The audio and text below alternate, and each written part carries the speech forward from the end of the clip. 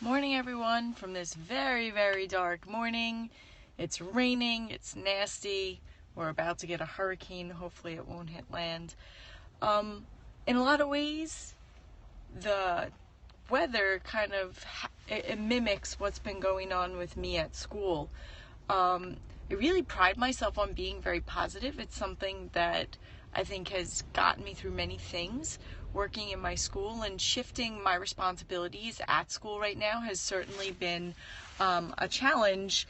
As a teacher and a teacher coach, my time is both needed by my students, with whom, even though I have only 3 classes, they eliminated 2 classes from my schedule, I still have about 100 students.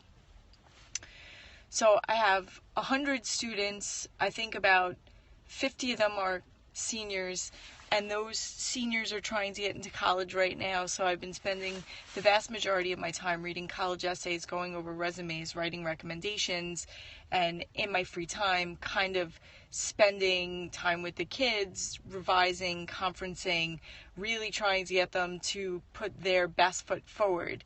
And then in my quote-unquote free time, spare time at school, I've been working with my colleagues to help them get on board with the new grading system that we're going to be using moving forward, which is going to be a standards-based system.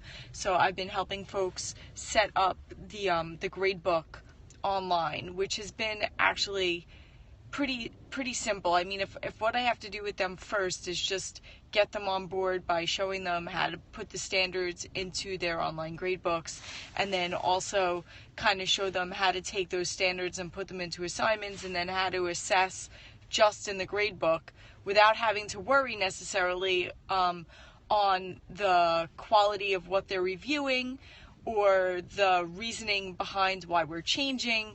All of these things, I feel like that's like an administrative responsibility that may not be my burden. At least that's what everyone keeps telling me when I feel stressed out about helping people make this switch successfully.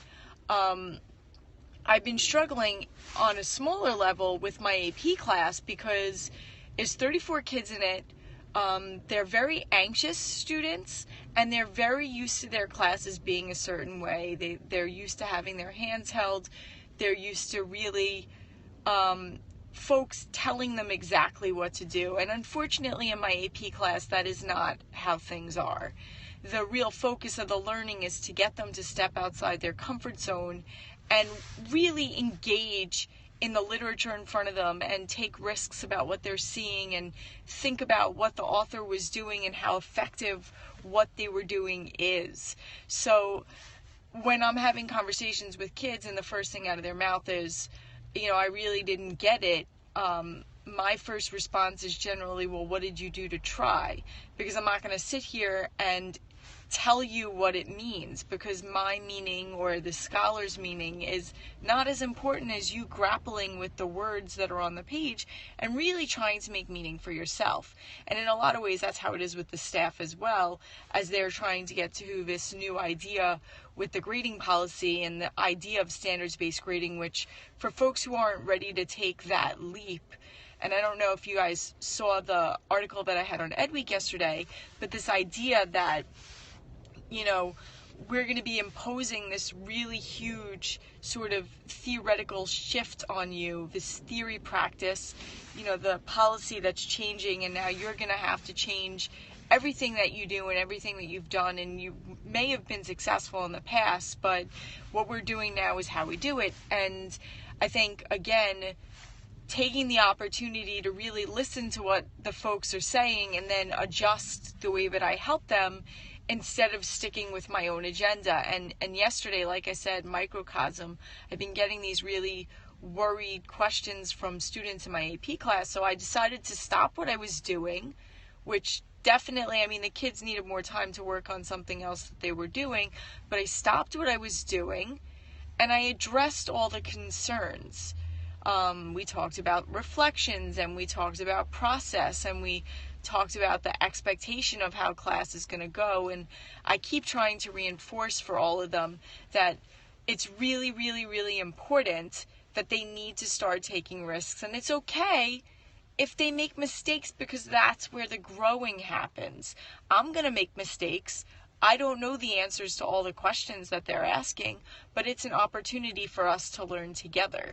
And I hope, after talking to them for a period, that they really got a better understanding of the expectation of the class, and that we can move forward now without major concerns of what at least the expectation is. So I'm curious, for those of you watching right now, first of all, how do you deal with a room full of people or adults who aren't ready for a change that is inevitably coming? You have this change, the change is happening. How do you alleviate the discomfort of that unknown? How do you help them really get into a space where these people can feel supported and also be free to really make a stamp on what this is going to be? And I think that that's really where the struggle is for me, is that I want to help each and every one of them. I want to make sure that they have what they need, but I also don't want to quash their ability to be creative and thoughtful.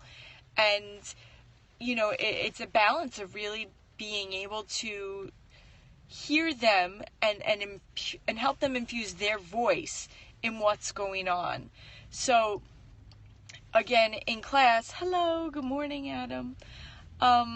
In class, it's something that I'm really trying to do with the kids, to really align what's going on with with each and everything that's happening, and then also the group work lining up with what's going on with the individual work. And honestly, they've been working on their poetry tutorials for the last couple of weeks. Today we're going to be doing the workshop, the first writing workshop, where they're going to be sharing their first drafts of their individual poetry analysis papers. I'm eager to see how that goes. If it's not too hectic, unfortunately, it's very hard for me to periscope in that class, because there's just so much that I have to be doing, that to be walking around with the phone and kind of just absorbing and not helping, it's kind of distracting. So maybe once we get a little bit more of a groove, I could give you guys a little better idea of what it looks like in these spaces. Anyway, thank you all for coming this morning on this dreary, rainy day. If you have questions about this scope, definitely get in touch with me at Miss Sackstein. Contact me on my blog. I hope everybody has a really super awesome weekend. And who knows, if you're local in New York, Egg Camp Long Island is tomorrow, and I'll be there. I can't wait to be around lots of like-minded folks. Have a super duper day and a super weekend.